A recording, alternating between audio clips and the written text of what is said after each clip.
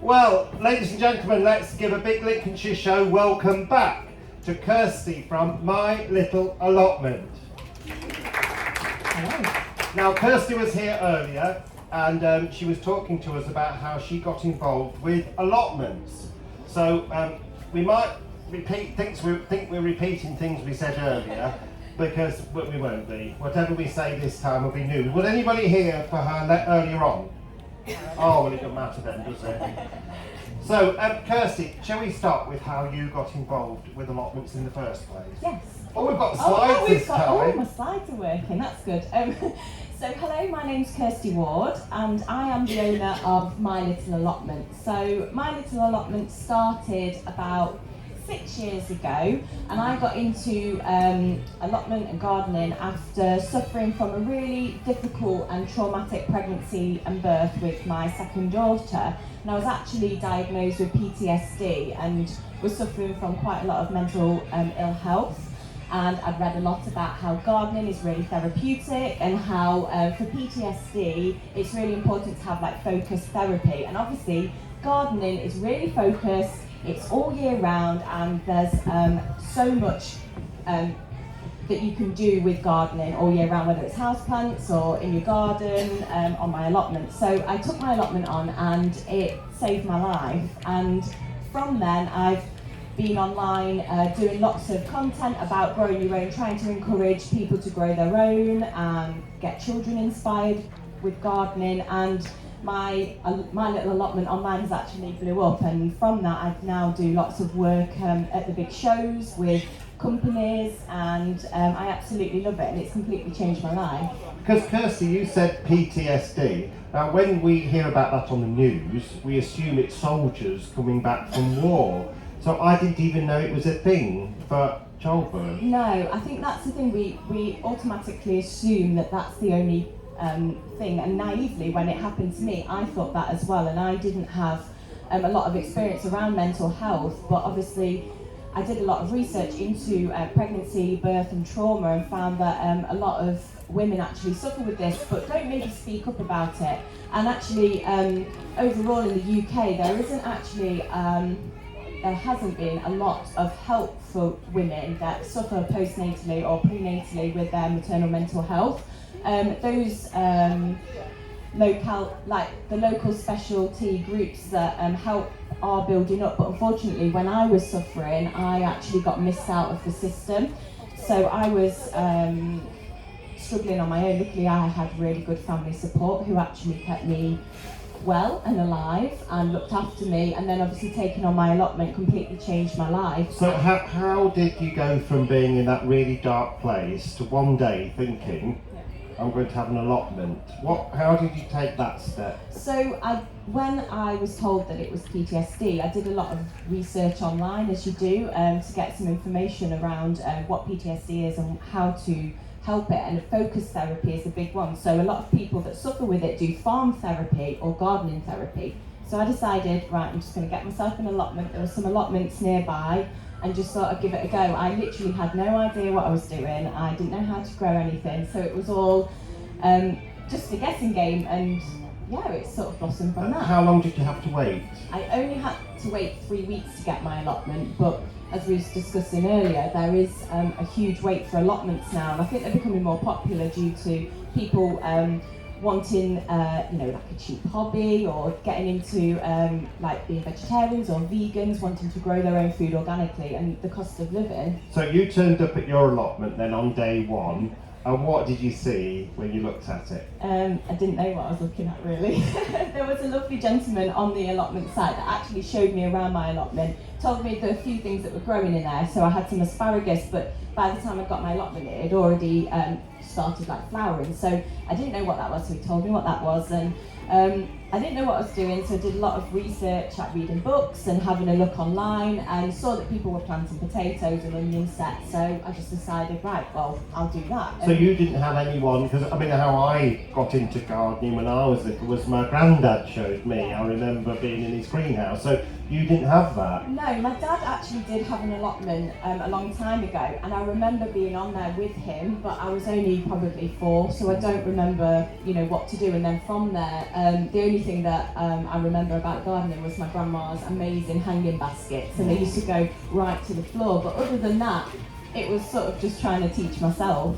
So, how did the other allotment holders take to this young lady arriving in probably what has been a man's world, has it? Yeah, I would say that the allotment plots near me were very male orientated, and I had a few funny looks. There was actually a gentleman that said to me when I first took on my allotment, after about a month, like, you won't stick this out, like, we won't see you down here for very long. And also didn't take too kindly to me planting my gladioli bulbs upside down.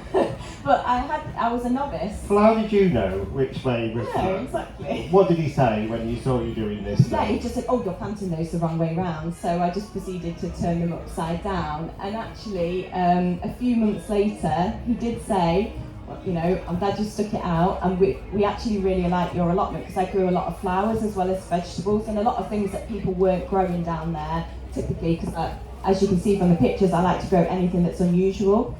So like we said, I think he maybe was kind of apologising. That's as near as you get in Lincolnshire Yeah. to an apology.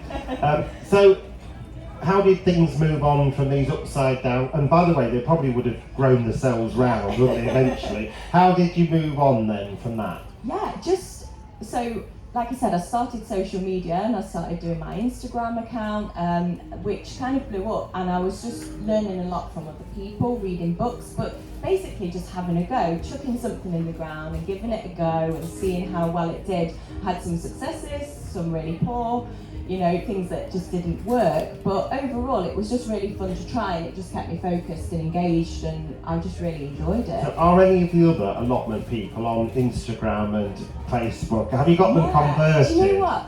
As things have changed over the past 6 years, there's more people on Instagram and Facebook talking about gardening, which is really good, because it's encouraging younger people, children, to get involved with gardening and growing your own, and it's not a retired sport. It's something that we can all enjoy, and my kids enjoy it, and I think there's quite a few people on the allotment plots that have now got social media and stuff like that, even my dad. Oh gosh, how old are your children now? So my girls are 9 and 6, and they do enjoy coming down. I sometimes have to bribe them a little bit, but they do enjoy it. Once they're there, they really get into it. Have either of them grown anything from seed yet? Yes. Because I think that's important for children. Yeah, isn't it? definitely. They actually help me sow all my seeds at home, so we start them off at home on the windowsills, pop them on into the greenhouses, and then take them down to the allotment. So they help with that whole process, and it's so magical to put a tiny seed, you know, into a pot and then watch, you know, for a couple of months, and then there's an amazing pumpkin to harvest. I mean,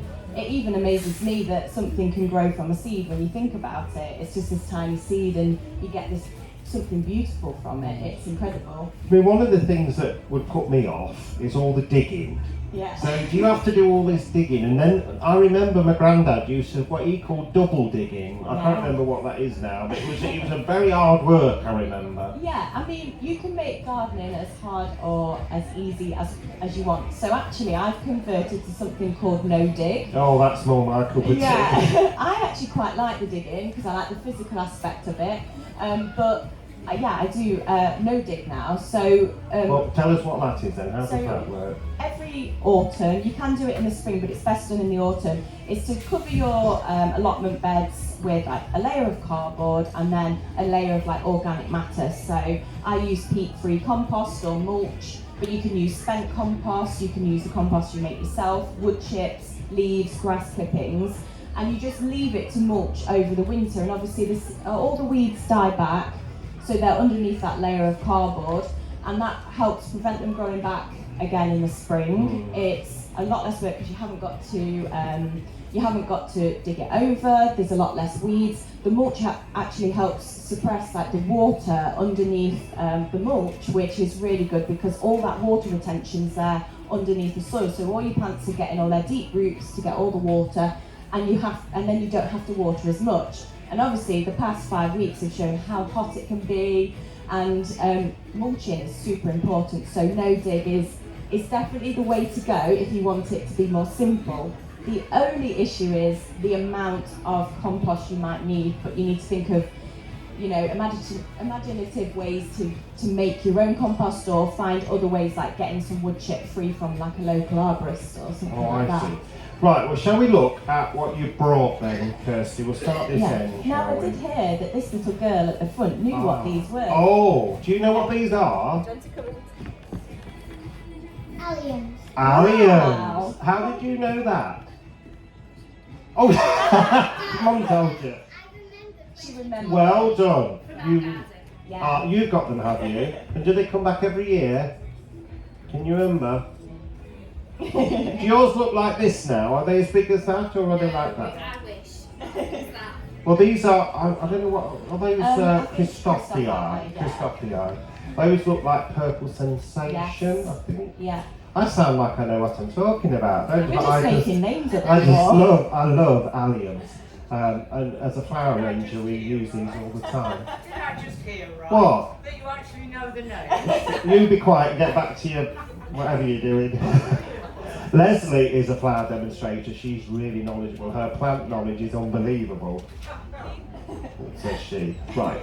Okay, so these are alliums, and the reason I grow these in on my allotment and in my garden is because they're just so amazing. So first of all, they are perennial, which means they come back every season. So once you've brought all your bulbs and had that initial cost and put them into the ground, they come back every year. They are amazing pollinators for the bees, which is super important. They create really good structure in the garden, lots of different heights, lots of different, obviously, size heads on them. And also, if you take them off and just sort of hang them upside down somewhere in your, I don't know, like in your house somewhere, they will actually dry, and they're great for dried floral arrangements. They're great cut like this in floral arrangements, and they're just so versatile. And I think it's really important for anybody that maybe has a growing space for growing vegetables to have pollinating plants that encourage the pollinators in, especially early on in the season. I've got a raised bed with these in, and I cut them for my flower arranging, and there's always bees on them when I go, and I have to apologise to the bees for taking one away, so I always leave some for the bees. Yeah, they were all, I've got a roll top bath on my allotment with all my alliums. Oh, I thought you were going to say you had a bath down. Yeah, and yeah, I cut a few of these off yesterday, and yeah, I was like, oh, just make sure. Sorry. They're lovely, and they come back every year, so they are money well spent, aren't they? Definitely. You can obviously separate them out and grow them on, can't you? Yeah, and the seeds germinate as well, don't they? Yeah. So when these dry out, the seeds are actually in the little green bits here, and yeah, you can take the seeds out and then grow the seeds as well. As a flower sort of person, designer, arranger, this is the bit that I like the best when they're like that. When they go really dry, the bits come off, and I just think they just look stunning. And you can spray them at Christmas. Yeah, at Christmas they're nice for arranging stuff. Right. Okay, so moving on to these unusual things. These are called birdhouse gourds. Now, they're sort of like growing a pumpkin. They grow on a vine. You can actually grow them up like a runner bean up a teepee. And now what you do is you want to let them dry off on the vine as much as possible. Cut them off, and then you let them dry out fully at home. Now these are dried out. You can hear the seeds are still in there. I do need to do something with them. And then what you can do is you can get a drill bit to drill a hole, and they actually make natural birdhouses, which is really fun. So you could paint them, with your children, and then hang them up around your allotment, like on trees or stuff. But they're a natural birdhouse, and from the Wildlife Trust earlier, they were saying they actually like untreated wood. So if you can do natural ones, that's a really good idea. You are well in with Sue from the Wildlife Trust. When she saw these, her eyes lit up, didn't they? I did say I'll bring her a couple. Oh, right. Well, that's good. Right, now these funny looking things. Yeah, that one's really spiky, really spiky. So these are artichokes. You know when you say don't do that? Yeah. I love growing artichokes. Don't particularly like the taste. I do normally say in my talks to people to grow things that they love, but the reason I love these as well is because they create loads of structure on the allotment. I've got a really big allotment, it's like nearly 300 square metres, so I have a lot of space to use, and I can't always do it all by myself. Now these plants are huge. they create these massive artichokes, and then if you let them flower, they are such a rich pollinating plant for the bees and the butterflies. And then as they dry, they're great as well. Just like alliums, you can let them dry and use them in arrangements as well. I've got some of those at home and they're really nice. Dried? Yeah, dried. Oh. I also add dried alliums and dried artichoke heads to my bug house. So, you know, creating bug houses with children, you can actually use lots of natural things in the garden. So you can let the artichokes dry out and put them in. Does anybody here eat artichokes? There was a lady here earlier, she knew exactly how to eat them. She did. I think she was a bit posh. Yeah. Because she said you pulled bits out and Yeah, dip them in, but you have to boil it. You know what you know, don't you? Yeah. Do you boil it like that? Yeah. But from what I've heard, you They need a sound a lot bit of grim to butter me. Yeah. to sort of make the taste. And I said, I don't think there's enough. It's not worth it. No, it's Yeah. not. The lady down here, it's not worth it. So grow them and let the insects out. Yeah. Also, the plants have lots of crevices where, like, lots of ladybirds. Yeah, there's and been all stuff. sorts creeping There's about loads in in there. And so, if you've got an unused part of even just your garden at home where you want a bit more wildlife and you don't want anything really that you have to look after that much, artichoke plants are really, really great for that because I don't do anything with them. No. Okay, so this is a loofah. So it's a sponge, it's a natural sponge that you can grow.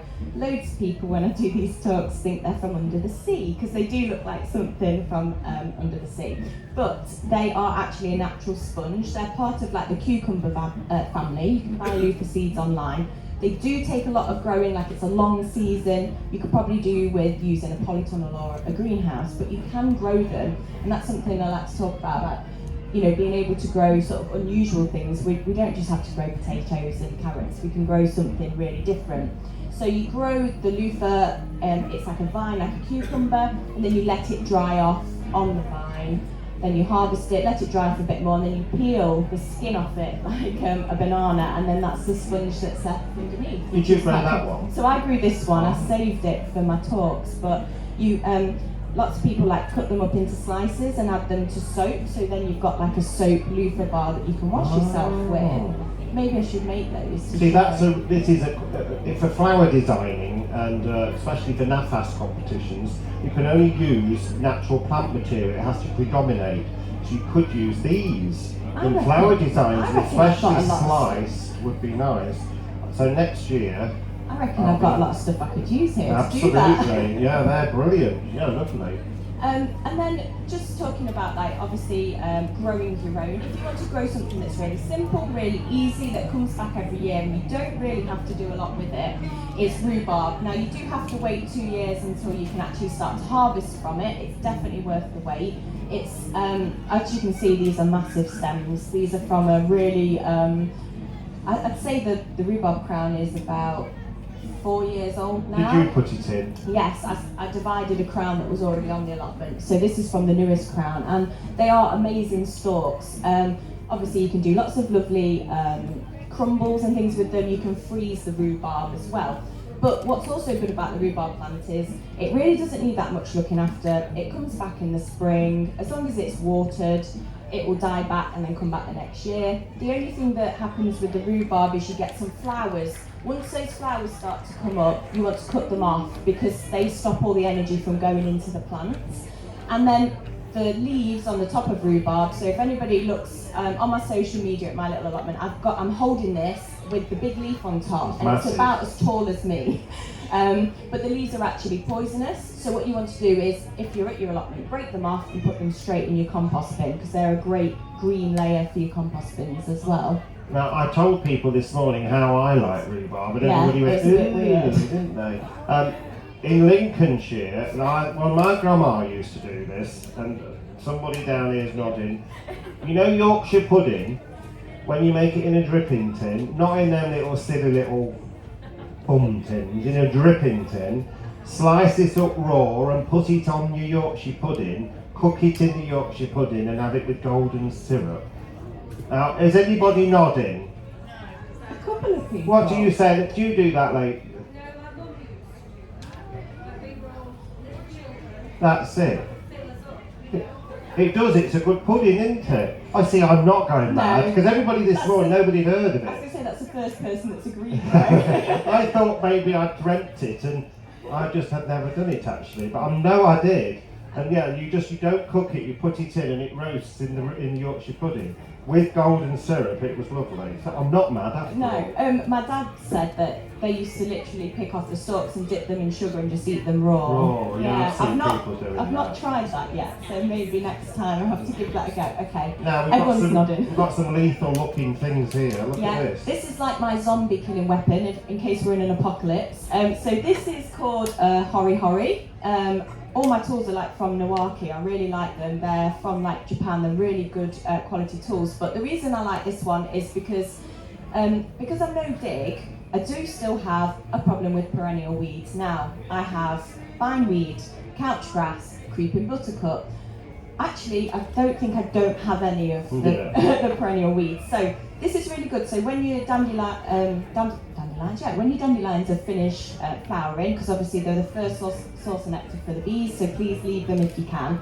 Snip the heads off, and then if you want to get them out, this is a really great tool for sort of like jabbing into the ground. You just give it a gentle wiggle, and then you should be able to reach down and just pull the root out fully. And that obviously disturbs the soil as little as possible, which is what no dig is about, because we want to keep the soil in like a good state. So it's a really good tool, like really versatile. You've obviously got the serrated edge as well if you need to just like cut anything off. What did you call that again? A hori. A hori. Hori. And just a couple of my other favourite tools, these little snips, they're great. They're just really lightweight, but really great for all these. I think these are the ones I haven't cleaned yet. But you do get like a tool bag with these with all your camellia oil and stuff, so you can sharpen them, but they're extremely sharp and just really good. And like these little shears, nice and lightweight, but great for like cutting up your lavender and reshaping things. I just find their tools amazing, and that's why I do like to talk about them. You told me earlier that you get sent them to try. I do. Does that mean you're one of these influencer types? Yeah, I don't like to use the word influencer. Is that what, I don't even know what one is. Yeah, so I am technically like a gardening influencer in the horticultural world. I get sent lots of products before they go out into the market to trial and to use to see how they do and whether we like them. I get invited to all the big shows, there's like press, and I get to do lots of behind the scenes, and it's really good actually. I really enjoy it. I do lots of writing, talks in newspapers and like on the like magazines, online, and I do a lot of content creation for brands and stuff like that. And yeah, so from starting this allotment 6 years ago with no knowledge, I'm like fully immersed full time into like the gardening, horticultural world, and I love it. Well, I mean, this morning we had Lawrence with us, and I think he forgot he had to come back, or maybe he thought he only had to come once. But I reckon he's going to get he's not here, is he, Lawrence? We can't sit. No, he's not here. He's from Heckington, where I come from, and he's 17 years old, and he's chairman of the Allotment Society in the village at 17. And I reckon he must be the youngest one in the country at 17. And he came up here, didn't he? He did, and he told us all about it. And if I see him going past, I should be grabbing him because he probably thought we only wanted him the once. But he did really well, didn't he? Yeah, he did really well. He was so confident speaking, and he obviously has such a passion for it, and that comes across, which is amazing. I think the main thing we wanted to get across in this sort of section was the old ideas of all sorts of things have really got to be challenged. And I'm from the flower arranging world, and we're the same. You know, the things that people think flower arrangers are don't apply anymore, because everything has to be open to everyone. Yes. Allotments really aren't an old man's hobby. No. They are an old man's hobby, but they should be for everyone. Yeah, it used to be that stereotypical, like, who's got an allotment, and it was, you know, male orientated, especially on my plots. But now we've got lots of young families, lots of women, lots of younger people on their own, and it's amazing to see like this new sort of, we're moving on into this new younger like group of people being really interested in horticulture, and obviously that's so important, because who's going to carry it on if we're not? Do the more experienced gardeners, are they helping the less experienced? Yes, definitely. Do you know what's amazing about the gardening world is that everyone that loves gardening is passionate about it, and they're lovely people. Like, it's a really great group of people, and everyone's willing to help each other, and I think that's really, really nice. We obviously, I spoke to you before about how much this hobby costs, because in this climate when people haven't got much money, you know, is it affordable? Yeah, I think it can be expensive if you want lots of fancy things, but if you look at the basics of it, my allotment cost me £83 a year, which is maybe £1.50 a week. So, you know, the average gym membership is probably £40 to £60. It's a lot less than that. You get fit because you're outside. You get to be outside with nature. It's really good for your mental health, whether you know that that's happening or not. It's really good for us. You know, the most expensive thing maybe is soil, but if you start your compost bin off or your compost bay as soon as you start your gardening journey, and make as much compost as you can, use things like grass clippings, collecting leaves, wood chip, things like that are free. Seeds, now, you know, when you buy a pack of seeds, you normally get 100, 200 seeds in one packet. Now, I don't think anyone's going to grow 100 tomatoes, so it's great to do seed swaps. You can find loads of these online, on Facebook, lots of people giving away free seeds, or you can sign up to like a gardening magazine. Normally you can get like a year for quite cheap, and you get loads of free seeds in those, plus you've got all the information. And I mean, really, like, how much do we spend on hobbies that we love? Probably a good £100 at least a month. I'd say that doing an allotment or your garden is a lot less than that by taking cuttings. You can take cuttings from friends' gardens and grow things on. You just have to have a little patience. Well, I hope Kirsty's been an inspiration to everyone. She certainly is to me, as was Lawrence this morning. Yes. It's wonderful to have younger people telling us how allotments have changed their lives. So could we give a big thank you, a big Lincolnshire thank you to Kirsty? Thank you very much. Thank you, well done. Well, do feel free to stay for our next talk.